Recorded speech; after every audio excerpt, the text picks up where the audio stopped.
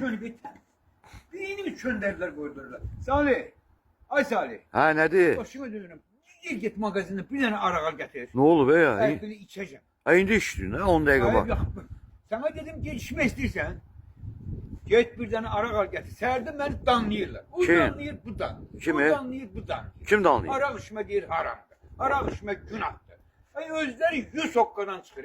100 hokkadan çıkırlar. İçin. Ne oldu be ya? Böyle birce arak içmek günahtır. Hı? Özler min hokka çıxırdılar, haramçılıq edir. Uğurluq eləyirlər. Haramçılıq eləyirlər. Adamı işlədirlər, haqqını kəsirlər. Ay. Onun əti yeyirlər. Ay, Ne oldu bu haram deyil, bircə bu zəhrimar, zəkkutun arak içmək günah oldu. onun adı pisdir də. Get bir nar getirsən.